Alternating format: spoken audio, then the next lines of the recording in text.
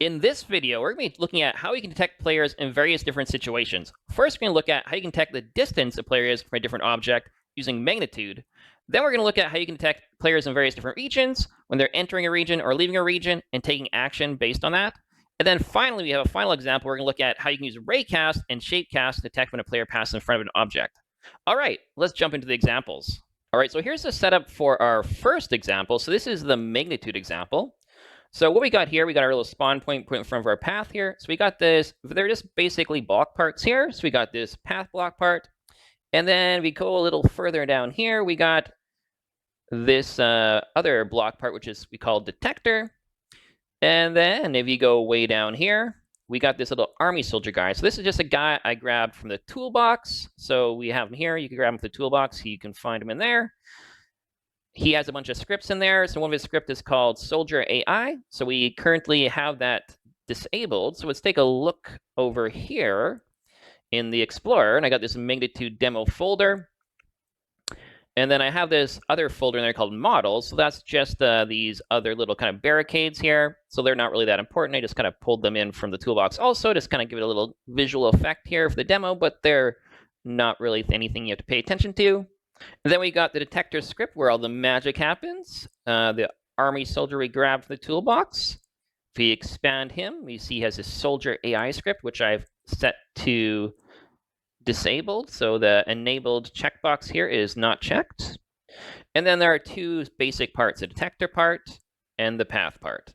All right, let's jump into the script and take a look at that. So here's the script. It's pretty basic script. Right at the top, we just have our references as always. We got our run service, so game get service run service. Then we got a reference to our demo folder. We call that magnitude demo folder.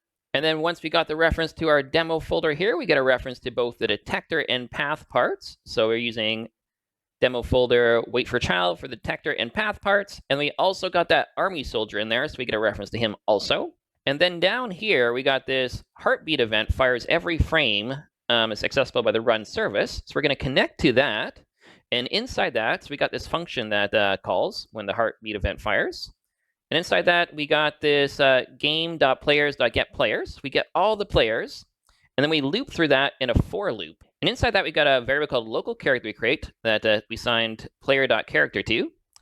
And then we got local root. And that's local root equals character and character.findFirstChild humanoid root part. So what's happening here is we're checking first to see if this character is null. If it's null, then root will just end up being null. If that's not null, then we go over here to see if we can get the root part. We find this.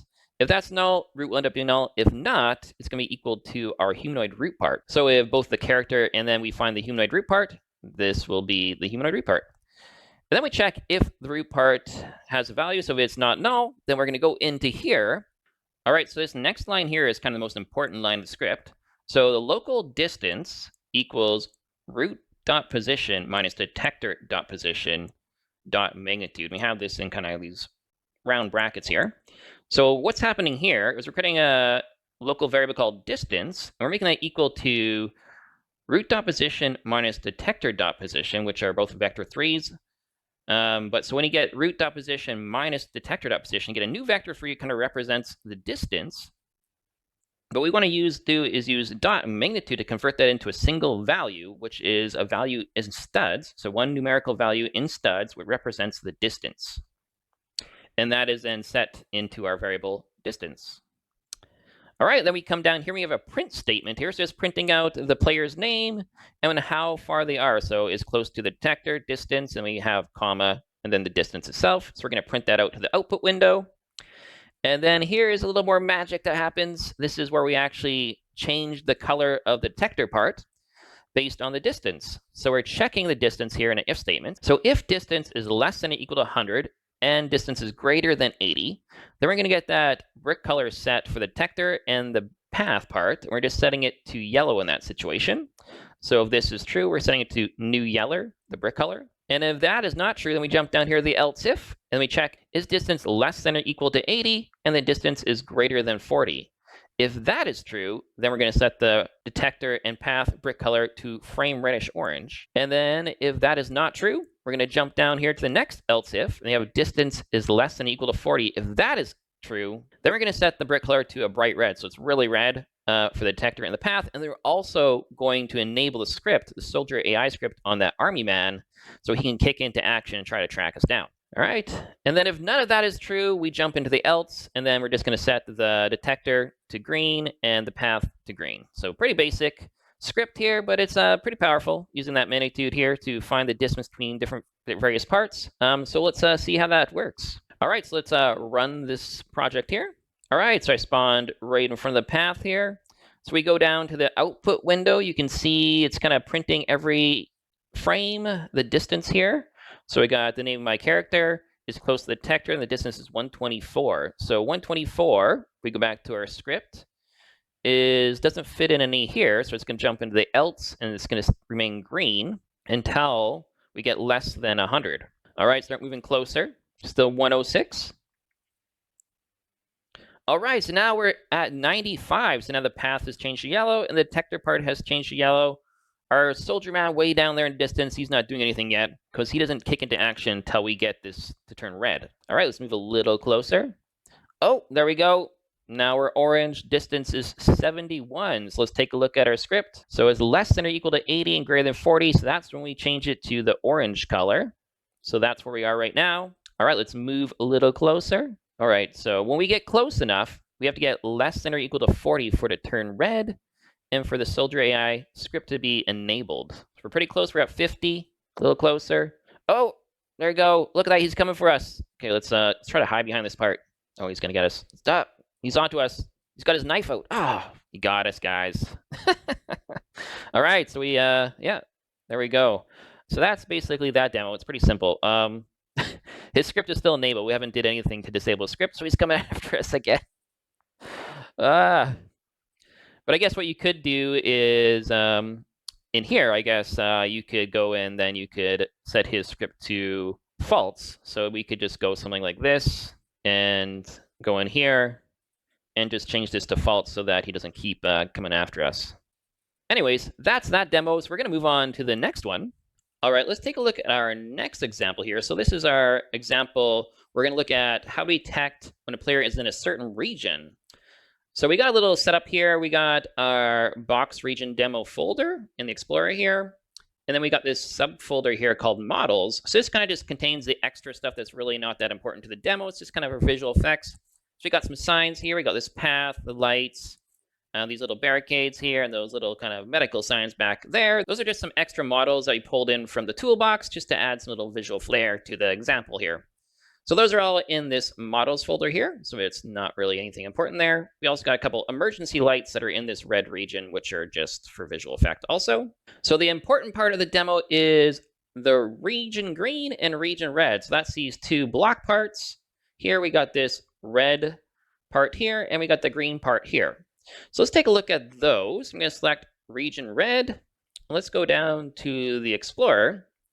So we got just set the color here to really red, and then we have the transparency brought down at 0.65, so you can kind of see right through the part there. Makes it transparent. And another important part of this here, if we go down to collision section, and we have can collide with that unchecked, so that's set to false, so that's where we can walk through this region. All right, and then same thing for the region green. We'll select that in the Explorer. So that one, we just have the color set to a lime green, transparency set 0.6. And then again, we have the can collide unchecked, so we can walk into that region also. All right, then also in the box region demo folder, we have the region detector script. So that's a script that has our logic detect when the players are in these regions, in either the red region or the green region, then take some action when the player is in that region. Okay, so how this demo is going to work is we're going to have our player, and he's going to spawn on this spawn location here, and we're going to be able to walk into this red region. So while we're in this red region, we'll be losing health. So you'll see our health starting to decrease. We'll have our health bar up in the corner showing up there, and we'll see that getting smaller and smaller as our health decreases while we're in that region. If we make it out of this region before our health reaches 0, we can go into this green region here. So this is our health restoration region. So going in there, that will restore our health back to 100. All right, let's take a look at the region detector script. So I'm going to open up that script. All right, so at the very top of the script here, we just got some references. So we got the reference to our box region demo folder. We got the reference to the player service. So we have players, We got reference to the run service, so we got run service there. And then down on line 6 and 8, we got references to both the regions, the red region and the green region. Down a little further down, lines 1 to 15, we got some references here to the C frame and the size of the red region and the green region. So we got region red CF for the C frame and red region size for the size. And then we got region green CF for the C frame of the green region and then the green size. All right, after that, we got this overlap params. So the overlap params is what defines what we're detecting when we use the GetPartBoundsInBox. So we have this filter type set to Raycast filter type include.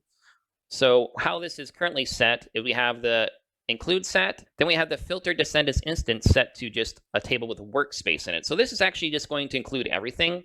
So technically, you wouldn't need this for this example. We could just comment these lines out. So since we're detecting everything, we don't actually have to set that include and set up to the workspace here, because it would just include everything by default. But say, for example, you did want to only include certain things, or you wanted to exclude, like say, for example, you had some NPCs walking around, you wanted to exclude those, you could change this include to exclude, and then you could put those in the table here and exclude those.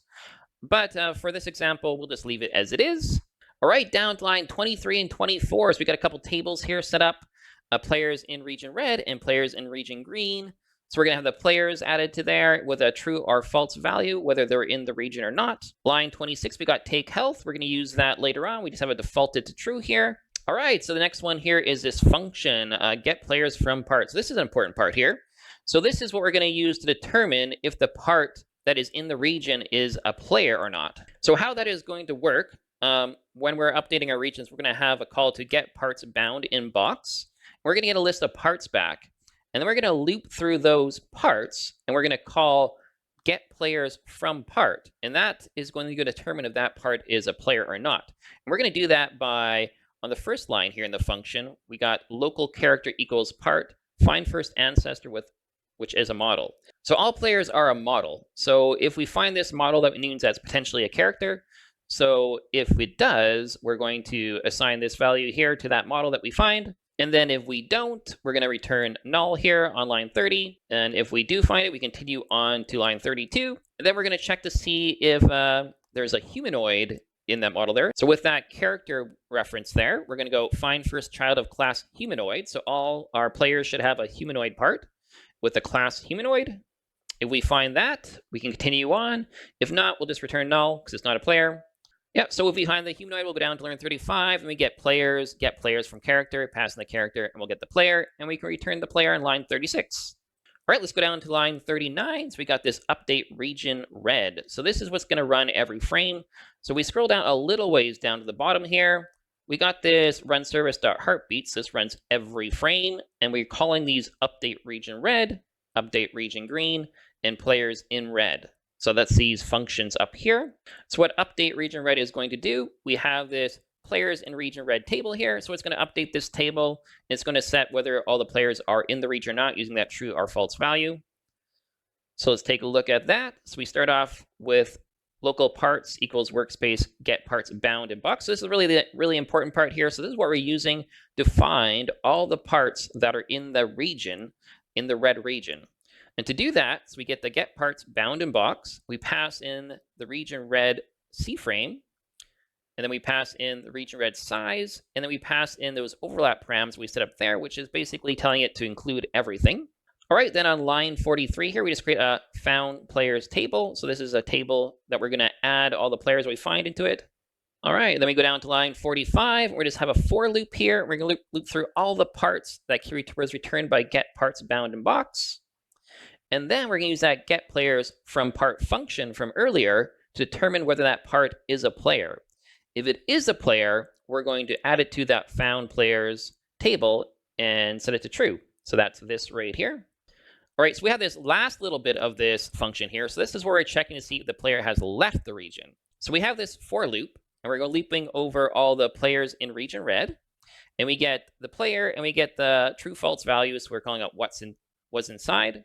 So that's whether they are inside or not inside the region.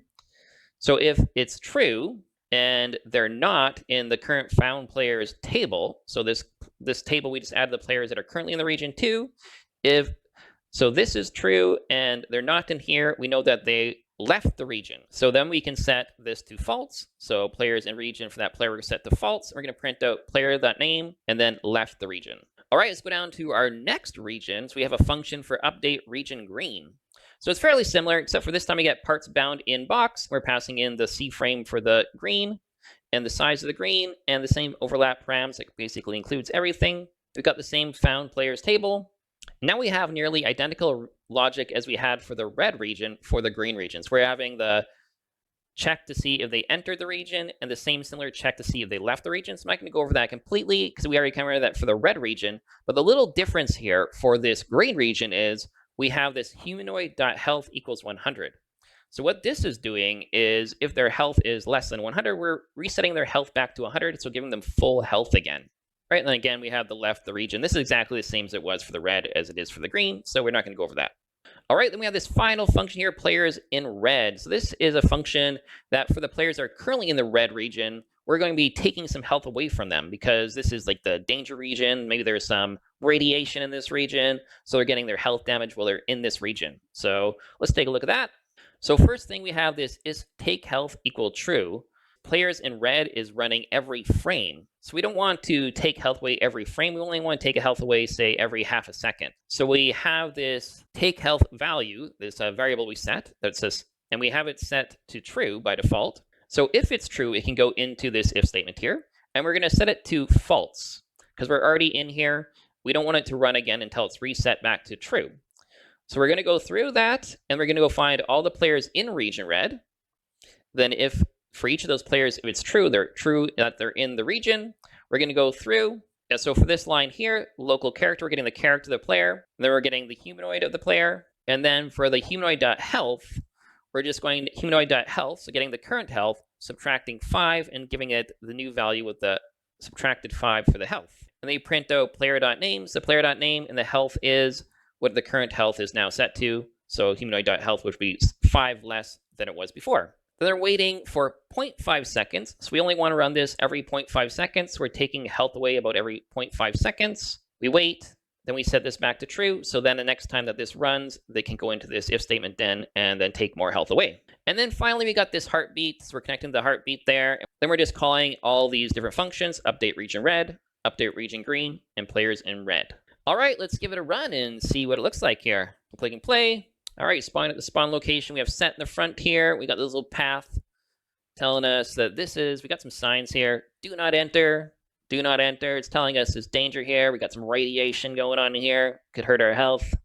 So we enter the region. We're now in the region. We go down here. We got entered. Then you also see it's printing out our health. Our health is going down quickly here. You see our health bar up in the top corner here. Let's get out of this region. Can we make it out in time? Oh, we didn't make it out in time, so our health went down to 0. So it's going to respawn. That's kind of built in here already. It's by default. So we respawned at the spawn location. And let's pay attention to the output window again. We're going to enter in here. So then we entered, and our health is going down, but let's go a little faster so we can make it through this danger zone. All right, we made it through. All right, let's go into this green region. Enter the green region. Boom, our health will restore. We got perfect health again. All right, you can see our left the region printing out here. Enter the region green, left the region. Awesome. So everything's working. So yeah, it's pretty straightforward. So basically, we have 2 different regions here, the red region and the green region. If you enter into this region, it's going to be subtracting your health. Let's do that again. Let's let it subtract it down so it's fairly close to 0. And then when we leave this region, it'll stop reducing our health. You will notice, though, that once you do leave the region, there's already some built-in by default to Roblox that your health will start to kind of increasing again and going up slowly.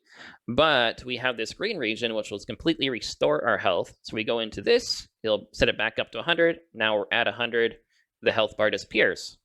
All right, so I think that kind of covers it for that example. It's kind of a simple example, but it shows you how you can track when players are in a region and then kind of take some actions and do what you need to do when they're in that region.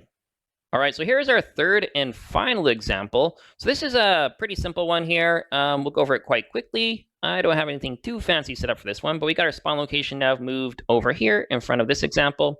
And we got these two parts here, and I got an attachment on it just so you can kind of see the center of the part there. So we have one example is going to be a Raycast example, and one's going to be a Shapecast example. All right, let's run the project here, and I'll go show you how this one is going to work. So click on play. All right, so what this is doing is demonstrates how you can determine when a player is in front of something using the Raycast or the Shapecast. So this one, first one here is a Raycast. So what's technically happening here is there's a little ray, basically like a laser coming out of this one little point. It's coming out kind of right in the center here.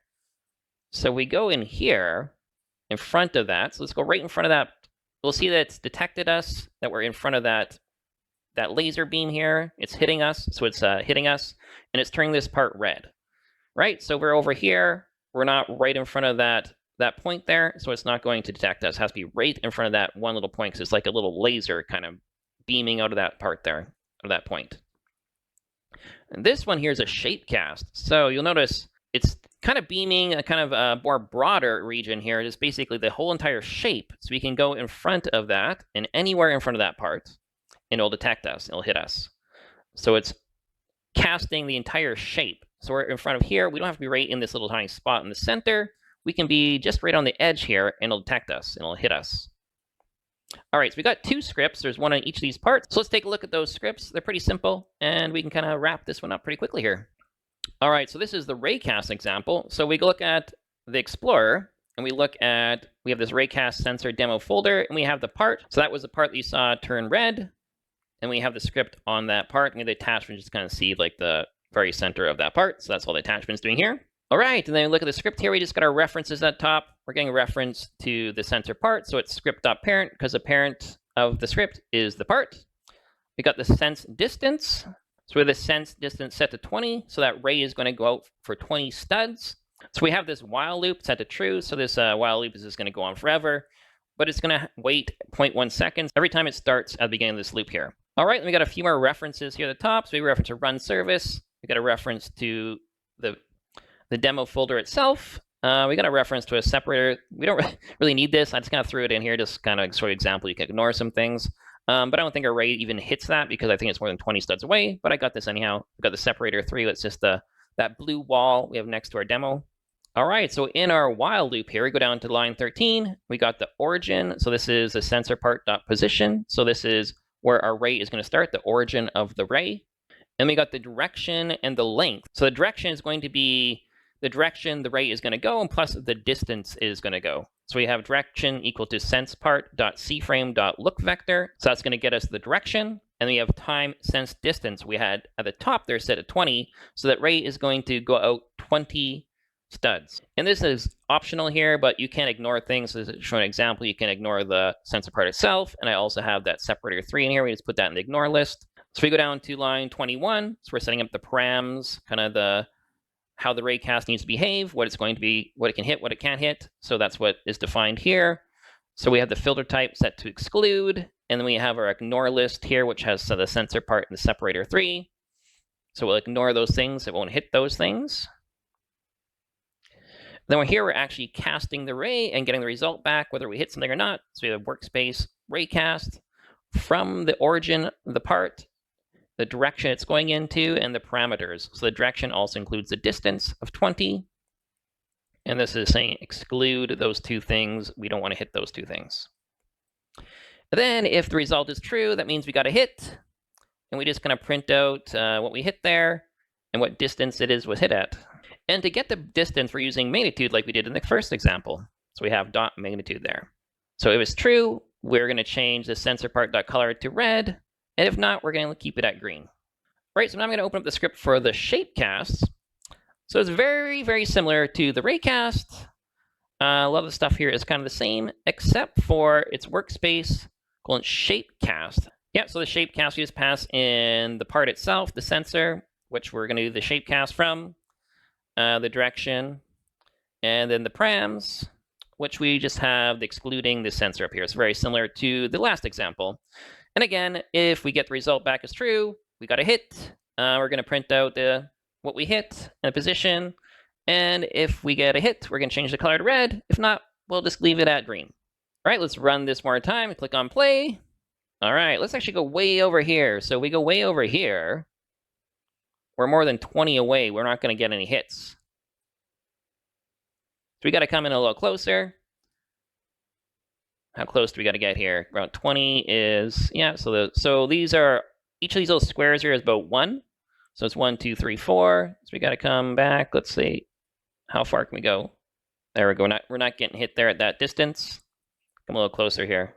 Oh, there we go. Come on, hit us. It'd be right in the right spot because it's a little tiny ray. We're at 14 there. 14.8. All right, and this one over here. Perfect. It's hitting us. Hit us anywhere because it's a Shapecast. All right, so that's it for this video. I hope you enjoyed it. Don't forget to subscribe, and you can always find the scripts in the video at the link in the description. All right, thanks, guys. See you later.